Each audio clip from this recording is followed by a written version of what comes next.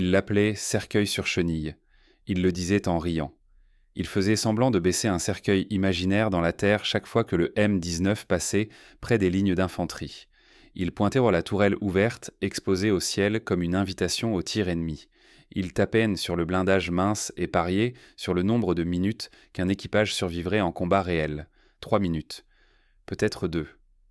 Personne ne riait à Sugarloaf. Le soldat de première classe, Michael Chen, ne riait pas. Il était couché derrière un amas de corps, plaqué contre la terre détrempée par la pluie et le sang, incapable de lever la tête sans risquer qu'une balle lui traverse le crâne. La colline n'était pas grande, à peine un soulèvement de roches et de terre calcaire, mais elle dominait le secteur comme un autel sacrificiel. Chaque mètre gagné coûtait des vies. Chaque tentative d'assaut se terminait par des cris. Le problème n'était pas visible. C'était ça, le pire. Les Japonais n'étaient pas alignés dans des tranchées. Ils ne chargeaient pas en hurlant. Ils étaient à l'intérieur de la colline. La roche avait été creusée, percée, sculptée en un réseau de galeries et de chambres de tir. Des ouvertures sombres, à 30 ou 40 pieds au-dessus du sol, regardaient le champ de bataille comme 1000 yeux noirs. Chaque mouvement déclenchait une détonation. Un marine se levait, un coup de feu. Une escouade progressait. Une mitrailleuse surgissait d'une ouverture invisible. Les obus navals avaient martelé la colline pendant des heures avant l'assaut. Les bombardiers avaient labouré la surface. Mais la forteresse était sous terre. Les explosions avaient secoué la roche, pas les hommes à l'intérieur. Chen entendit un cri sur sa droite, puis un silence abrupt. Il ne regarda pas. Il savait ce qu'il verrait. Les tentatives s'étaient succédé. Grenades. Elles rebondissaient contre la paroi verticale et retombaient sur leur lanceur. Lance-flammes. Portée insuffisante. Le feu léchait la roche en contrebas sans atteindre les ouvertures. Chars Sherman. Leurs canons de 75 mm ne pouvaient pas s'élever assez haut. Ils tirèrent vers l'horizon, pas vers le ciel. Sugarloaf avait déjà avalé 3 bataillons. Les ravines ressemblaient à des empilements de bois de chauffage, sauf qu'il s'agissait d'hommes. Le mot circulait parmi les survivants, broyeur à viande. Chen sentit la terre vibrer, pas un obus, un véhicule. Il tourna légèrement la tête et aperçut, à l'arrière des lignes, la silhouette anguleuse du M-19, stationné depuis des jours sans mission. Un canon anti-aérien, conçu pour tirer sur des avions qui ne venaient plus. Ses 2 tubes de 40 mm pointaient vers le ciel vide, inutiles, comme des bras levés dans une prière ignorée. Un marine à côté de Chen murmura « On devrait leur demander de tirer sur Dieu. Peut-être qu'il répondra. » Personne ne répondit. Une rafale éclata au-dessus d'eux. Des éclats de roche retombèrent en pluie fine. Chen pressa son visage contre la boue. Au sommet de la colline, une nouvelle mitrailleuse s'ouvrit. Elle n'était pas là 30 secondes plus tôt. La colline respirait. Elle tirait. Elle avalait. Et quelque part derrière eux, le cercueil sur chenille attendait toujours une guerre qui ne correspondait plus à sa mission. Chen pensa une chose, simple et brutale. Si quelqu'un ne trouve pas un moyen de tirer vers le haut, nous mourrons tous ici. Au-dessus, une ombre bougea dans une ouverture de grotte. Un autre marine se leva pour courir. Le coup partit avant qu'il n'ait fait 3 pas. Le silence retomba. Sugarloaf continuait de manger, et personne, pas encore, n'avait compris que la solution pointait déjà vers le ciel. Le problème n'était pas la colline. Le problème était l'angle. À Sugarloaf, la guerre était verticale. Les Marines avaient appris à combattre des tranchées, des bunkers, des lignes défensives. On avançait, on tirait, on contournait. Mais ici, la colline regardait vers le bas. Chaque grotte était une bouche ouverte à 30, parfois 40 pieds au-dessus du sol, découpée dans le calcaire blanc. De là-haut, les défenseurs voyaient tout, et eux ne voyaient rien. À chaque tentative d'assaut, le même scénario se répétait. Une section se préparait derrière un talus, le sergent donnait le signal, les hommes bondissaient. 2 pas, 3 pas. Puis les détonations éclataient depuis les ouvertures invisibles. Les tirs venaient d'en haut, plongeant. Les balles frappaient les casques, les épaules, pénétrèrent les sacs à dos avant de ressortir par la poitrine. Les corps s'effondraient sans même comprendre d'où venait la mort. Ils avaient essayé les grenades. Un marine, accroupi contre la paroi, dégoupillé, levait le bras et lançait en cloche. La grenade frappait la roche verticale, ricochait, retombait. Parfois elle explosait à mi-chemin. Parfois elle roulait jusqu'aux pieds de ceux qui l'avaient lancée. Un sergent avait tenté d'improviser une pyramide humaine pour gagner quelques mètres de hauteur. Deux hommes portaient un troisième sur leurs épaules. Le troisième lança sa grenade directement dans l'ouverture. Elle disparut dans l'ombre. Pendant une seconde, ils crurent avoir réussi. Puis une mitrailleuse s'ouvrit depuis une autre grotte, invisible jusque-là. Les trois hommes tombèrent ensemble, enchevêtrés. Ils avaient essayé les lance-flammes. L'opérateur avançait protégé par deux fusiliers. Il pressait la détente. Le carburant enflammé jaillissait en un arc orange, magnifique et terrifiant. Mais la portée n'était pas suffisante.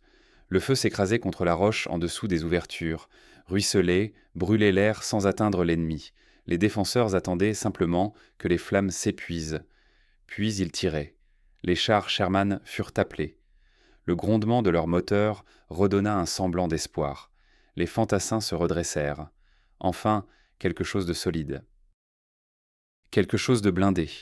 Mais lorsque les Sherman prirent position face à la falaise, le problème apparut immédiatement. Le canon de 75 mm ne pouvait pas s'élever assez haut. Il s'arrêtait mécaniquement à un angle conçu pour tirer à l'horizontale sur d'autres blindés, sur des fortifications classiques. Pas vers le ciel. Les tankistes tirèrent quand même.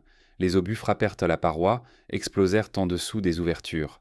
La roche éclata, mais les défenseurs restaient hors d'atteinte. Une pluie de grenades descendit alors des grottes. Un Sherman fut immobilisé, un autre recula, chenilles endommagées. Les équipages sortirent en courant sous les tirs plongeants. Le message était clair. La colline ne pouvait pas être attaquée avec des armes conçues pour un champ de bataille plat. Chen, toujours plaqué derrière les corps, entendait les discussions hachées des survivants. On ne peut pas tirer assez haut. Ils nous voient, pas nous. C'est un piège. Un officier tenta une coordination d'artillerie plus précise. Des obus de 105 mm furent ajustés, calibrés pour frapper juste au-dessus des ouvertures. Certains touchèrent près. Quelques éclats pénétrèrent à les entrées. Mais les galeries étaient profondes. Les défenseurs se repliaient quelques mètres en arrière, attendèrent la fin du bombardement. Puis ils revenaient. La colline absorbait les explosions comme une éponge de pierre. Les rapports s'accumulaient à l'arrière, pertes élevées, progrès minimes, morale en chute. On parlait déjà de détourner l'assaut vers un autre secteur. Mais Sugarloaf dominait les routes d'approvisionnement. Tant qu'elle tenait, tout le front restait vulnérable. Dans l'après-midi, une nouvelle escouade tenta une progression par le flanc gauche. Ils profitèrent d'un moment de silence apparent. Peut-être que les défenseurs avaient été neutralisés. Ils franchirent un vendomètre. Puis la colline s'ouvrit de nouveau. Une mitrailleuse lourde, placée plus haut encore, balaya la pente en diagonale. Les hommes tombèrent comme des quilles. Chen ferma les yeux. Il ne ressentait plus la peur immédiate, juste une fatigue écrasante, une certitude froide. Il mourrait parce que personne ne pouvait répondre à la haute-hauteur. La guerre, ici, ne se jouait pas en puissance de feu. Elle se jouait en degrés d'élévation. À l'arrière, près de la plage, le M-19 restait immobile. Ses deux canons de 40 mm pouvaient s'élever jusqu'à 85 degrés, presque à la verticale, conçus pour suivre un avion du sol jusqu'au zénith, mais classés comme armes anti-aériennes, et les avions japonais ne venaient tout plus. À Sugarloaf, des hommes mouraient parce qu'aucune arme autorisée ne pouvait lever le nez assez haut. La solution existait, mais elle était rangée dans la mauvaise catégorie. À plusieurs kilomètres de Sugarloaf, loin du hurlement des mitrailleuses et de l'odeur métallique du sang, le M-19 reposait derrière un talus de sable renforcé par des sacs de terre. Il était propre, presque trop propre pour Okinawa. La peinture olive n'était que légèrement ternie par le sel marin. Les chenilles n'avaient pas encore été rongées par la boue rouge de l'intérieur des terres. Les deux canons Beaufort de 40 mm pointaient vers un ciel vide, immobile, comme s'ils attendaient un ennemi qui ne viendrait jamais. Le sergent Raymond Miller était assis sur le blindage avant, casque posé à côté de lui, une carte pliée entre les mains. Il entendait les explosions au loin. Il savait ce qu'elles signifiaient. Autour de lui, l'ambiance était presque indécente de normalité. Son équipage jouait aux cartes dans l'ombre de la tourelle ouverte. Un mécano vérifiait la tension des chenilles. Un officier logistique discutait carburant et rationnement comme si la guerre se résumait à des colonnes de chiffres. « Toujours rien dans le ciel, sergent ?» lança un fantassin de passage avec un sourire narquois. Miller ne répondit pas. « Vous devriez demander aux Japonais de nous envoyer un avion, juste pour justifier votre existence. » Rire. Cercueil sur chenille, ajouta un autre en tapotant le blindage. Si ça monte au front, vous tiendrez combien? 2 minutes? Le M19 n'avait pas été conçu pour ça. Blindage mince, tourelle ouverte, équipage debout, exposé. Sa mission officielle était simple: protéger les troupes contre les attaques aériennes à basse altitude, suivre un avion en piqué, ajuster l'élévation, pulvériser la cible avec des obus explosifs. Mais l'aviation japonaise avait été presque entièrement balayée du ciel du Pacifique. Les rares kamikazes visèrent la flotte au large, pas les positions terrestres. Le M19 était devenu un luxe inutile. Un paper tank, comme l'avait appelé un capitaine logistique lors d'une inspection. Trop de carburant pour rien, trop de munitions pour rien.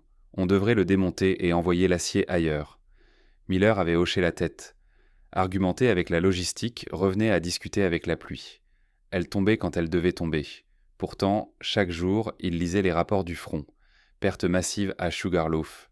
Positions élevées impossibles à neutraliser. Élévation insuffisante des canons de char. Il replia la carte et leva les yeux vers ses propres tubes. 85 degrés. Presque vertical. Il avait appris à aimer ces chiffres pendant l'entraînement. Les exercices de poursuite aérienne exigeaient précision et coordination. Il savait exactement ce que ces canons pouvaient en faire. Un obus de 40 mm pesait près d'1 kilo, suffisamment puissant pour éventrer un moteur d'avion, mais aussi pour transformer la roche en éclats meurtriers. Il imagina un instant une grotte à 30 pieds de hauteur. Il visualisa la trajectoire, l'impact, l'explosion dans un espace confiné. La pression n'aurait nulle part où s'échapper. La roche elle-même deviendrait arme. Il descendit du blindage et grimpa dans la tourelle. « Williams, dit-il à son tireur, à combien peut-on élever en continu sans perdre stabilité? 85 degrés, sergent, presque droit au ciel. Et à courte distance? Williams haussa les épaules. Tant qu'on ne se retourne pas, ça passe. Torres, le chargeur, intervint. Vous pensez à quoi? Miller regarda vers l'intérieur de l'île, là où les explosions continuaient. Je pense que là-bas, il meurt parce qu'on tire à l'horizontale. Silence. Les cartes furent rangées. Les plaisanteries cessèrent. Vous voulez dire grotte? Demanda Torres. Miller hocha la tête. Si on se place au pied de la falaise, on peut presque tirer droit dedans. Williams réfléchit. On sera à portée de tout. Grenades, fusils, on sera une cible parfaite. On l'est déjà. Sauf qu'on ne sert à rien. L'argument resta suspendu dans l'air chaud. Miller savait qu'il devait demander l'autorisation. Il la demanderait. Mais il savait déjà la réponse. Le M19 était une arme anti-aérienne. La doctrine était claire. Les catégories étaient sacrées. Et pendant que les catégories restaient intactes, des bataillons entiers se faisaient les broyer contre une colline. Miller regarda encore une fois ses canons. Il ne voyait pas une arme spécialisée. Il voyait un angle. Et cet angle était exactement celui qui manquait à Sugarloaf. Miller demanda l'autorisation dès le lendemain matin. Il le fit officiellement, correctement, selon la chaîne de commandement. Il se présenta devant le capitaine responsable du secteur arrière, casque sous le bras, dossier à la main. « Permission de soumettre une proposition tactique, mon capitaine. » Le capitaine leva les yeux, déjà fatigué avant même que la journée ne commence. « Ça concerne quoi, sergent ?»« Sugarloaf. » Un silence s'installa. Tout le monde savait ce que signifiait ce nom. Miller déplia la carte sur la table de campagne. Les marques rouges s'entassaient autour de la colline comme des cicatrices. Les pertes sont dues à des positions élevées inaccessibles. Les Shermans ne peuvent pas s'élever suffisamment. Les grenades sont inefficaces. Les lance-flammes n'ont pas la portée nécessaire. Le capitaine hocha la tête. Rien de nouveau. « Et votre solution ?» Miller pointa son doigt vers un schéma qu'il avait dessiné à la main. Le M19 peut élever ses canons à 85 degrés. Si on se place à la base de la falaise, on peut engager directement les ouvertures. Les obus de 40 mm exploseront à l'intérieur. L'espace confiné multipliera l'effet. Le capitaine fixa le dessin. « Vous proposez d'utiliser une plateforme anti-aérienne en appui direct ? » ?»« Oui, mon capitaine. »« En zone saturée par des tirs plongeants ? » ?»« Oui, mon capitaine. » Le capitaine se redressa. « Vous savez pourquoi ce véhicule a un blindage mince et une tourelle ouverte ? » ?»« Oui, mon capitaine. Parce qu'il est censé tirer vers le ciel, pas se coller à une falaise sous des mitrailleuses. » Miller ne répondit pas immédiatement. « Avec respect, mon capitaine, le problème là-bas est précisément vertical. » Le capitaine soupira. « Laissez-moi ça. » Le dossier monta d'un échelon, puis d'un autre. Il redescendit avec un mot bref. Refusé. Mission non autorisée. Risque disproportionné. Affectation anti-aérienne maintenue. Miller lut la note 2 fois, puis il la plia soigneusement. Les explosions continuaient au loin. Les rapports de pertes continuaient d'arriver. Il retourna voir le capitaine. Permission de reformuler la proposition. Refusé, sergent. Mon capitaine, si on perd encore un bataillon, les décisions stratégiques ne sont pas de votre ressort. Le ton était sec, mais pas hostile. Juste enfermé dans une structure. Miller comprenait la structure. Il comprenait aussi qu'elle tuait des hommes. Cette nuit-là, il resta éveillé plus longtemps que d'habitude. Il relut les rapports détaillés de Sugarloaf, coordonnées exactes des ouvertures, angles estimés, distance. Il calcula mentalement. À 50 mètres de la base, élévation à 70 degrés. À 30 mètres, presque 80. Pratiquement verticale. Il imaginait la séquence. Avancer rapidement, s'arrêter juste assez longtemps pour tirer. Déplacer la tourelle de quelques degrés. Répéter. Ne pas gaspiller de munitions. Frapper les ouvertures, pas la roche. Il appela Williams et Torres dans la tourelle. Hypothèse purement théorique, dit-il. Si on devait engager des cibles fixes à haute élévation, combien de temps avant surchauffe des canons? Williams réfléchit. Tir soutenu, 10 à 15 minutes avant risque critique. On peut alterner les tubes pour limiter la chaleur. Torres ajouta, on peut réduire la cadence. Tir précis, pas saturation. Miller hocha la tête. Combien de munitions prêtes? Suffisamment pour une quinzaine d'engagements courts. Ils se regardèrent un. Ils savaient à tous les trois que cette conversation dépassait le cadre théorique. Sergent, dit finalement Williams, si on y va, on ne tiendra pas longtemps. Peut-être pas. Un silence. Mais eux non plus, répondit Miller. Au loin, une série d'explosions plus rapprochées retentit. Sugarloaf était encore en train de tuer. Miller replia la carte une dernière fois. La doctrine disait non. Les ordres disaient non. La logique géométrique disait oui. Et la géométrie, pensa-t-il, ne ment jamais. Miller attendit la tombée de la nuit. Il n'y eut pas de grand discours, pas de déclaration héroïque, juste une décision silencieuse prise dans l'ombre pendant que les explosions continuaient à ponctuer l'horizon. Le ciel d'Okinawa était rougeâtre, saturé de poussière et de fumée. Les lueurs intermittentes au loin marquaient encore les positions de Sugarloaf. La bataille ne s'arrêtait jamais vraiment. Elle ralentissait seulement. Miller monta dans le siège conducteur. « On y va », dit-il simplement. Williams et Torres ne posèrent pas de questions. Le moteur du M-19 toussa, vibra, puis s'anima dans un grondement profond. Le véhicule quitta lentement le retranchement de sable, franchit les lignes arrière sans attirer l'attention immédiate. La plupart des hommes étaient trop occupés à charger des munitions ou à évacuer des blessés pour remarquer qu'un canon anti-aérien partait dans la mauvaise direction. Ils roulèrent vers l'intérieur des terres. Plus ils approchèrent du front, plus l'air devenait lourd. Odeur de cordite, de terre brûlée, de chair. À quelques centaines de mètres des lignes avancées, un officier de circulation leva la main. « Où vous allez avec ça ?»« Appui technique demandé en secteur Sugarloaf », répondit Miller sans ralentir. L'officier hésita. Le M-19 passa. La colline se dessinait dans la pénombre, silhouette sombre contre un ciel encore plus sombre. Des éclairs intermittents jaillissaient de ses flancs. Ils atteignirent en la position d'une compagnie d'infanterie épuisée. Des hommes sales, hagards, certains assis contre des sacs de sable, d'autres couchés sans même lever la tête. Cette fois, personne ne rit. Le M-19 s'arrêta. Le commandant de compagnie s'approcha. Son visage était creusé. Ses yeux semblaient ne plus vieux que la guerre elle-même. « Vous êtes perdu, sergent ?»« Non, mon commandant. » Miller descendit, retira son casque et montra la falaise. « Je peux atteindre les ouvertures. » L'officier le fixa, comme si la phrase mettait quelques secondes à être comprise. « Vous voulez monter ça là-bas ?»« Non, mon commandant, à la base. 30 à 50 mètres, élévation maximale. » Un rire sec, sans joie. « Ils vous largueront des grenades directement dans la tourelle. »« Probablement.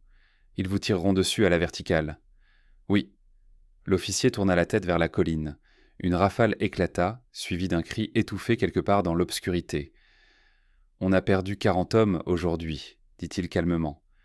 Pour 5 mètres de terrain. Il regarda de nouveau le M19. « Combien de temps vous pensez tenir ?» Miller répondit sans détour.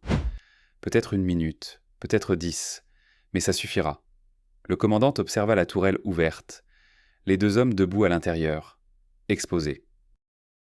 Puis il regarda les corps étendus plus haut sur la pente. Il prit sa décision. À l'aube. Ils passèrent le reste de la nuit à préparer l'engagement. Miller étudia la topographie à la lumière d'une lampe couverte.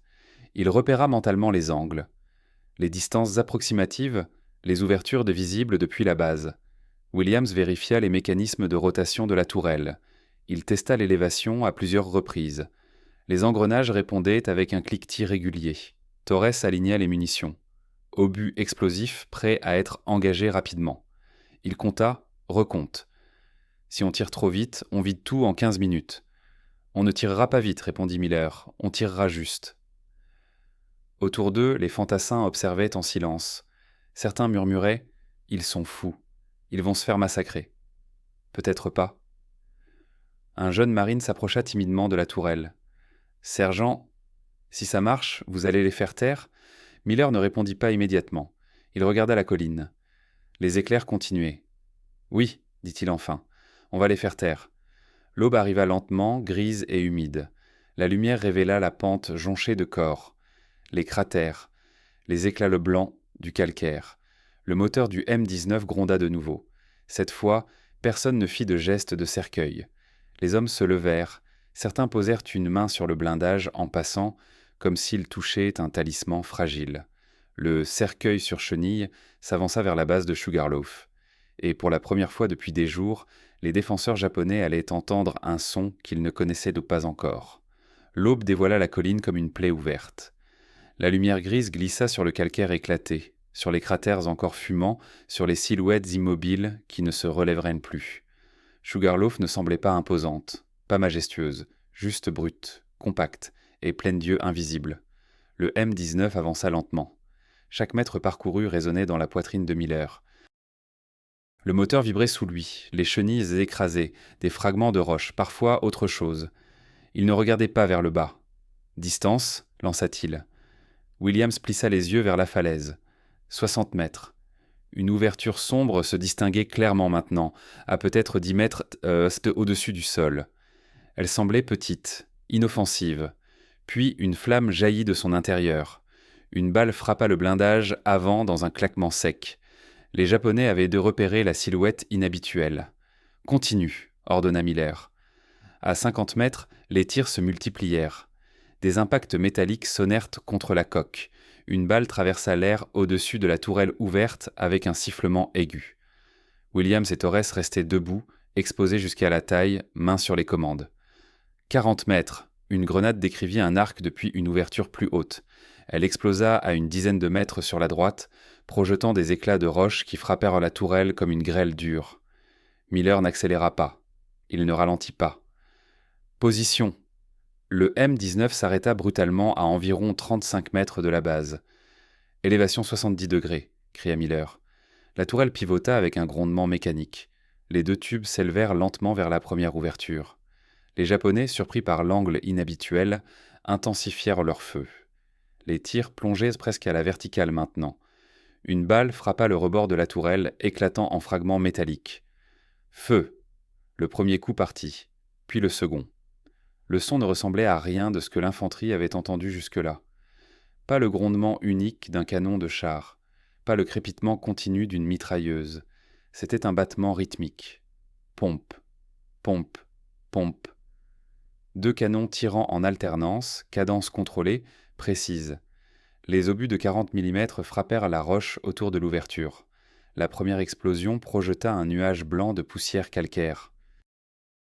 La deuxième entra directement dans l'ombre. Un éclair orange à l'intérieur, puis un choc sourd, un cri. Williams ajusta de quelques degrés. Pompe, pompe. Cette fois, les obus pénétrèrent plus profondément. L'explosion suivante ne jaillit pas vers l'extérieur, elle resta enfermée. La pression se libéra vers l'intérieur de la grotte. Un grondement sourd traversa la falaise. La roche au-dessus de l'ouverture trembla, puis céda. L'entrée s'effondra dans un fracas de pierres et de poussière, avalant la position qui, depuis 3 jours, balayait la pente. Un silence bref s'installa, puis un hurlement venu d'une autre ouverture. Les Japonais comprenaient. « Cible suivante !» cria Miller. La tourelle pivota de 10 degrés vers la droite. Une mitrailleuse lourde se mit à tirer frénétiquement depuis une grotte plus haute.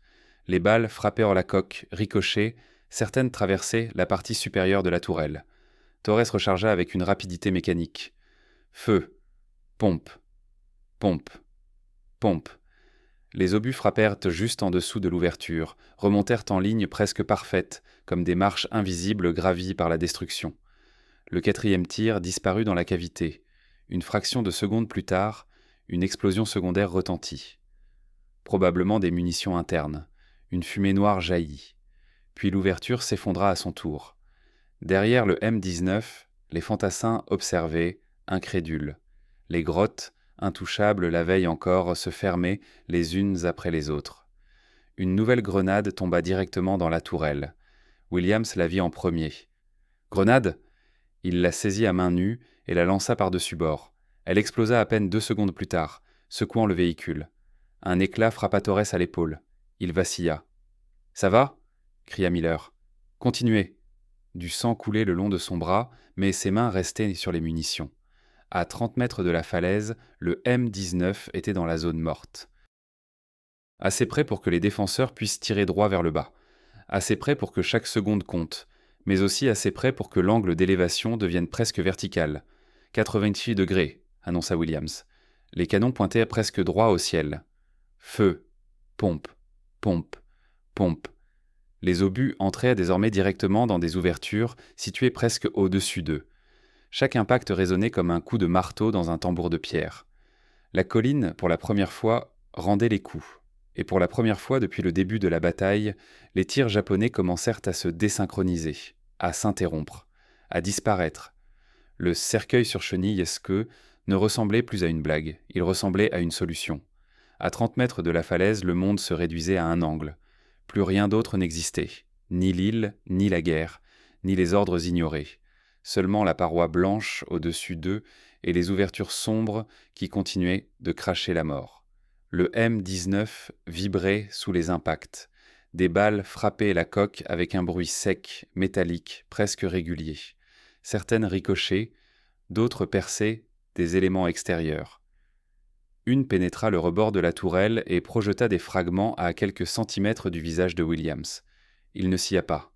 « Nouvelle ouverture à gauche !» cria-t-il. Miller ajusta légèrement la position du véhicule, avançant de 2 mètres pour dégager l'angle mort. Un mouvement dangereux. À cette distance, ils étaient pratiquement sous les grottes. Une grenade tomba droit vers eux. Elle heurta le bord de la tourelle, rebondit à l'intérieur. Une seconde suspendue. Williams la vit. Sans réfléchir, il la saisit et la lança de toutes ses forces vers l'extérieur. L'explosion les frappa de plein fouet, projetant une onde de choc qui fit trembler le châssis. « Continue !» hurla Miller. Torres, le bras ensanglanté, chargeait toujours. Le sang coulait le long de son uniforme, gouttait sur les munitions. « Ça tient !» cria Miller, « tant que je tiens debout. » La tourelle pivota vers la nouvelle ouverture. Cette grotte était plus haute, peut-être à 40 pieds. Les défenseurs avaient compris la menace. Les tirs étaient désormais frénétiques, presque paniqués. Une mitrailleuse arrosait verticalement. Les balles sifflaient autour d'eux. Élévation 82 degrés. Les canons pointaient presque droit vers le ciel. Feu, pompe, pompe, pompe. Les obus frappèrent à l'ouverture avec une précision presque clinique. Le premier impact éclata la lèvre inférieure de la grotte. Le second pénétra à l'intérieur. Le troisième déclencha une détonation interne si violente que la falaise sembla respirer. Des blocs de calcaire, gros comme des troncs d'arbres, se détachèrent et tombèrent en cascade. Un cri prolongé descendit avec eux. La grotte disparut dans un nuage blanc. « À droite !» cria Williams. Une autre ouverture venait de s'activer. Miller appela cela plus tard la manœuvre de coupe. Ne pas chercher à tuer tous les hommes à l'intérieur. Juste sceller la bouche. Transformer la protection en tombe. Les canons pivotèrent de quelques degrés. Pompe, pompe. Les impacts marchaient le long de la paroi en ligne presque parfaite, montant jusqu'à l'ouverture. Un obus entra, puis un autre. Une explosion étouffée, puis une seconde, plus violente. Des munitions internes venaient d'exploser. De la fumée noire jaillit, Un soldat japonais apparut brièvement dans l'encadrement, désorienté, couvert de poussière. Il hésita, puis il sauta. Il chuta sur plusieurs mètres, s'écrasant au pied de la falaise.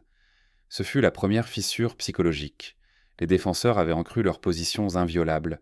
Pendant des jours, les chars n'avaient pas pu les atteindre. L'artillerie n'avait fait que secouer les parois.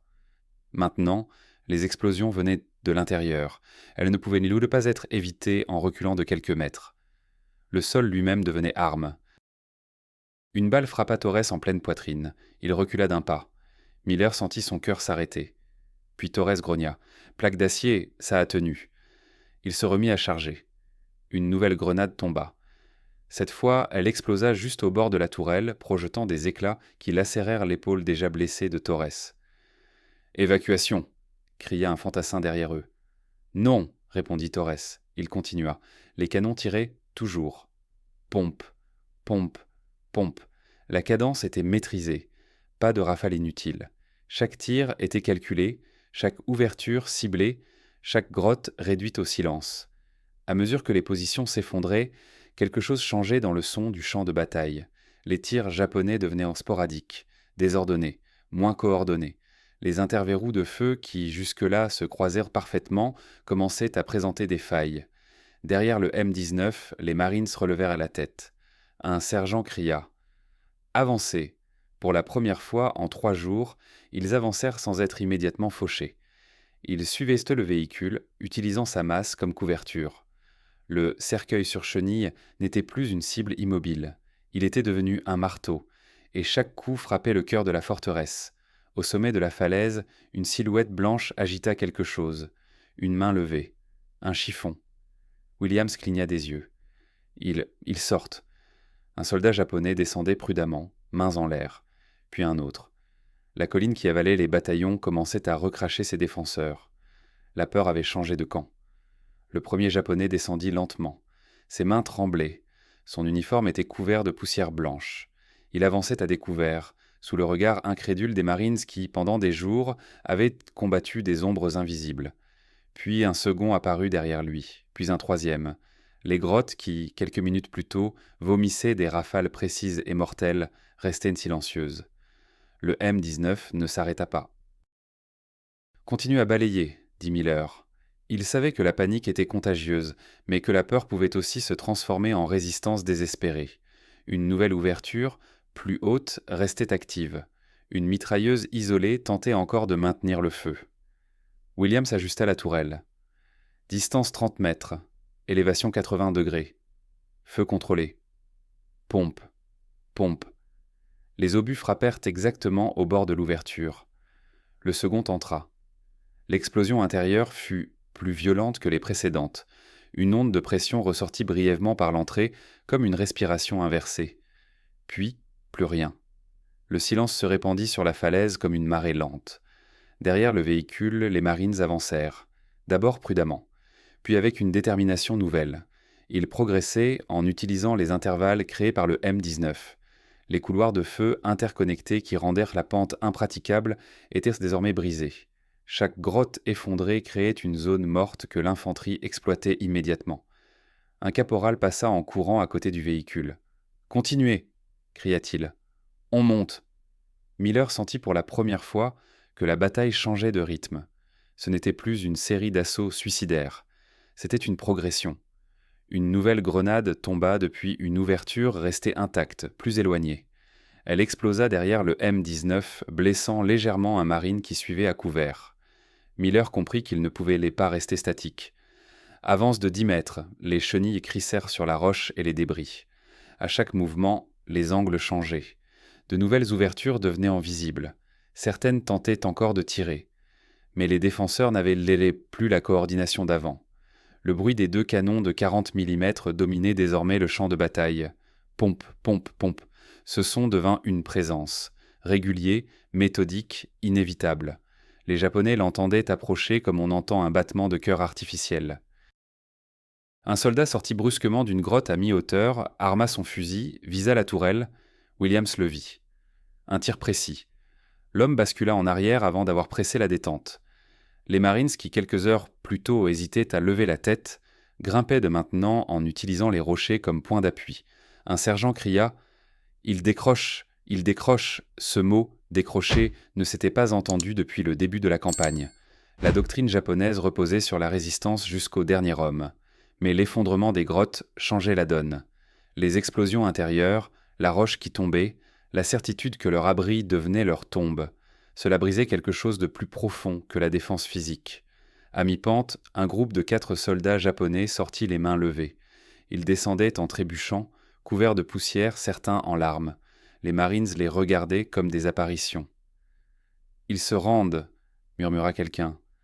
La guerre du Pacifique n'était pas connue pour les redditions en masse, mais l'inhumation vivante sous des tonnes de calcaire était une perspective différente de la mort au combat. Torres, pâle, respirait difficilement. « Munitions à moitié. »« Continue, » répondit Miller. Ils engagèrent encore 2 ouvertures, 2 effondrements supplémentaires. À mesure que la pente se vidait de tirs ennemis, le son des fusils américains monta. Les Marines atteignaient enfin les positions intermédiaires qui, jusque-là, étaient des zones de mort. Un lieutenant passa près du M-19, haletant. « Continuez à droite. Il reste un nid là-bas. » La tourelle pivota encore. « Pompe, pompe. » La dernière mitrailleuse active se tut.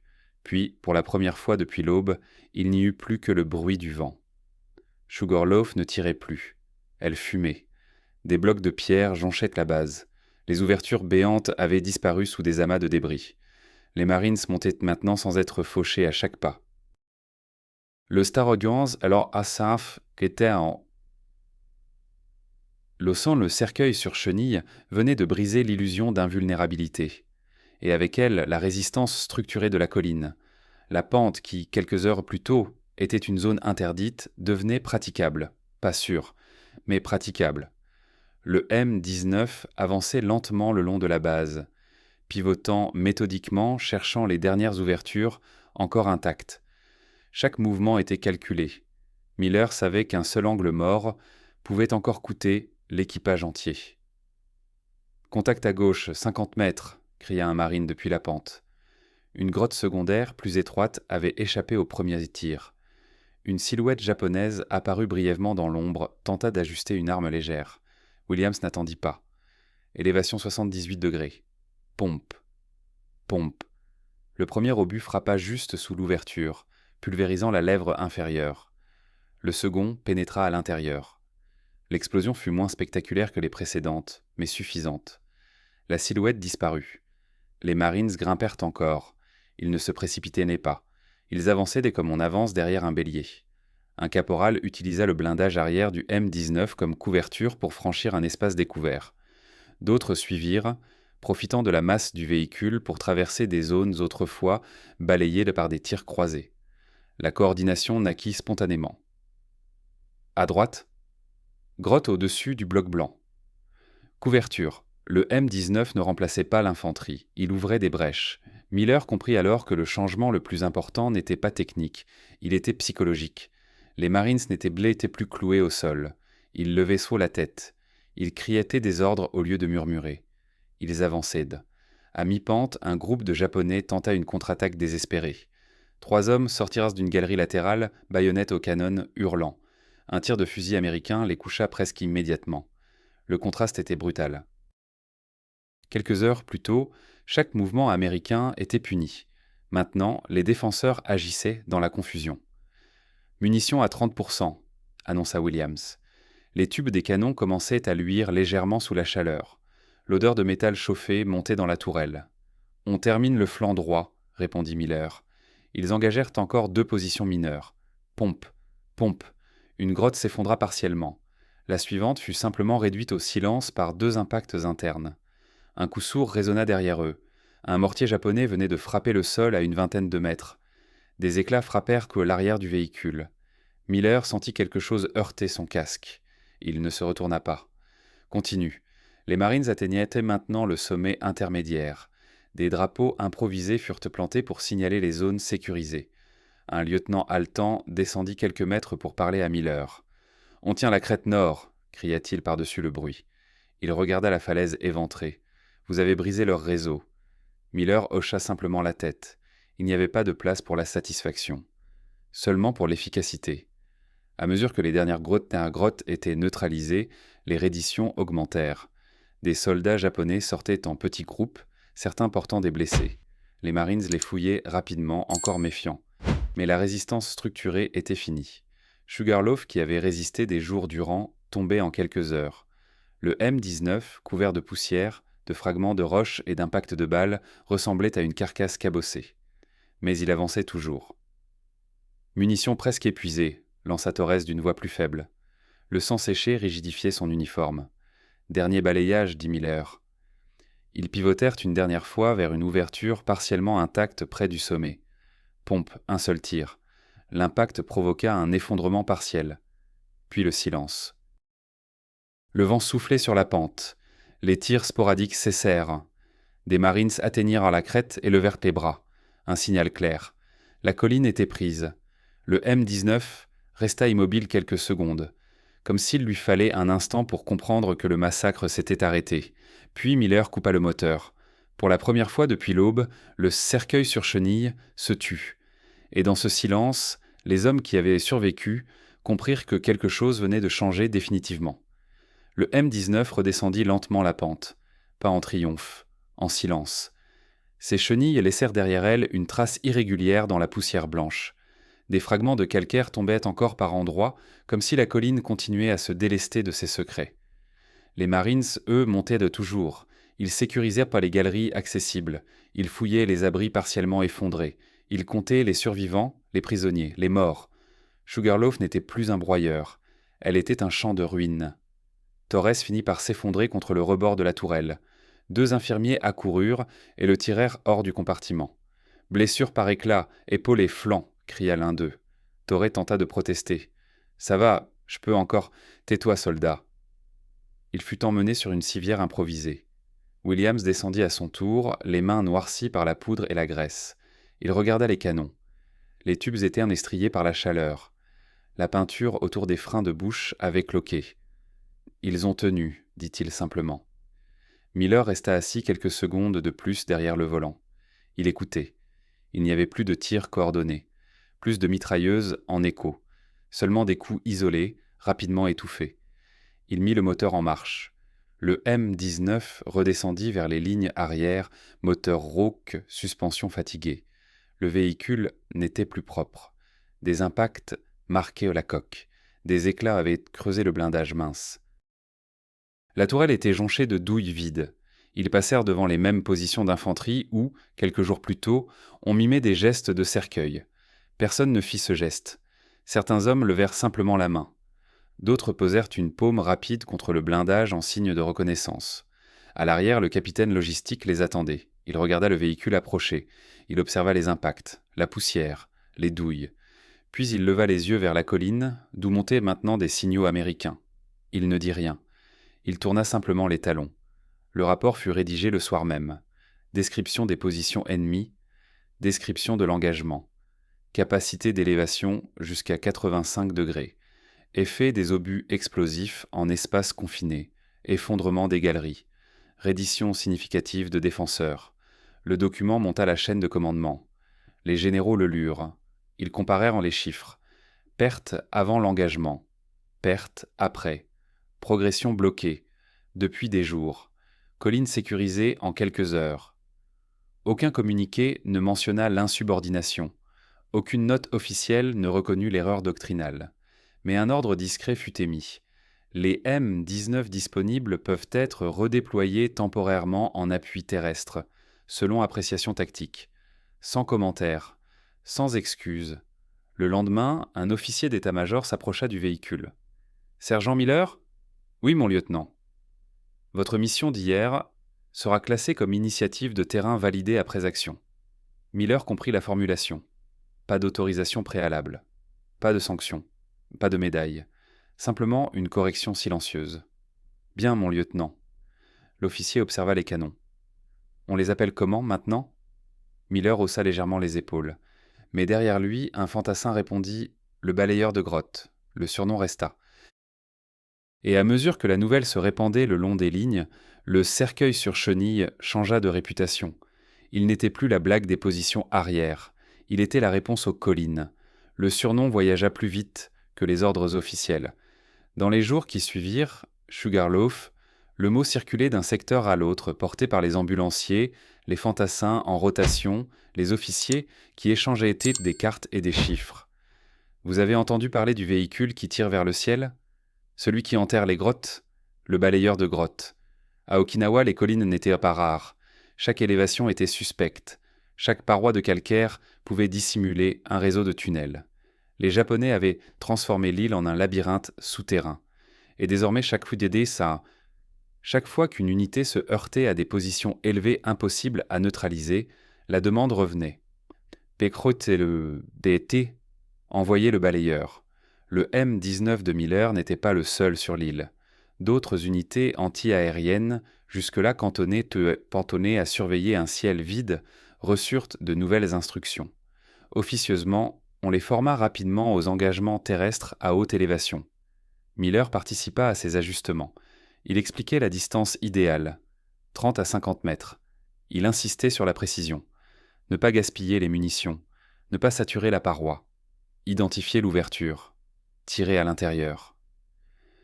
Il appelait toujours cela la coupe, couper la bouche, laisser la pression faire le reste. Une semaine après Sugarloaf, une autre position bloqua l'avancée américaine près d'une crête secondaire. Même configuration. Grotte élevée, tir plongeant, Sherman inefficace. Le M-19 fut appelé. Cette fois, personne ne rit lorsqu'il arriva. Les fantassins se déplacèrent instinctivement pour lui ouvrir un couloir. « Arcoïvan, c'est lui », murmura quelqu'un. Miller prit position au pied de la paroi. L'équipage était différent. Torres était encore à l'hôpital de campagne. Un volontaire de l'infanterie avait pris sa place, maladroit mais déterminé. « Tu as déjà chargé un Bofors ?» demanda Williams. « Non. Tu vas apprendre vite. » Les tirs ennemis commencèrent immédiatement. Mais cette fois, l'équipage savait. Il savait qu'il serait ciblé en priorité. Il savait que la première minute était la plus dangereuse. Miller avança sans hésitation. Position, élévation, pompe, pompe. Les impacts furent aussi précis que lors de la première mission. La grotte résista quelques secondes, puis céda. Le schéma se répéta. Deuxième ouverture, troisième. Les fantassins observaient avec une confiance presque palpable. Ils savaient, Nikeli, que le rythme mécanique signifiait qu'une position ennemie allait disparaître. Le son devint synonyme d'avancée. Pompe. Pompe. À mesure que la nouvelle se répandait, l'effet psychologique se renforçait. Les défenseurs japonais, désormais conscients de cette capacité inattendue, perdaient une part de leur assurance. Les grottes n'étaient plus des sanctuaires, elles étaient des pièges. Un officier japonais capturé plus tard confia qu'après Sugarloaf, la rumeur circulait parmi les défenseurs. Les Américains ont une arme qui enterre les montagnes. L'expression était exagérée, mais elle traduisait un changement. Le M-19 n'était pas invincible. Son blindage restait mince. Sa tourelle ouverte demeurait vulnérable. Un tir bien placé, une grenade chanceuse, et tout aurait pu se terminer différemment. Mais il offrait quelque chose que les autres armes ne pouvaient pas offrir, l'angle. Et dans cette guerre de calcaire et de galeries, l'angle faisait la différence. Les pertes diminuèrent progressivement dans les secteurs où les M-19 furent engagés. Les rapports mentionnaient en désormais appui vertical efficace, neutralisation rapide des positions élevées, reddition accrue après engagement. Aucun communiqué ne célébrait officiellement ces véhicules. Ils restaient classés anti-aériens, mais sur le terrain, ils étaient autre chose. À la tombée du jour, après une nouvelle opération réussie, un jeune marine s'approcha du M-19 de Miller. Il posa la main sur la coque cabossée. « Merci. » Il n'en dit pas plus. Il n'avait pas besoin. Le cercueil sur chenille n'existait plus. À Okinawa, on appelait désormais cette machine autrement. Le balayeur de grottes. La campagne d'Okinawa ne s'arrêta pas avec Sugarloaf. Elle continua, brutale, lente, coûteuse. D'autres collines, d'autres galeries, d'autres positions que les cartes désignaient, par des noms neutres mais que les hommes associaient à des souvenirs beaucoup moins neutres.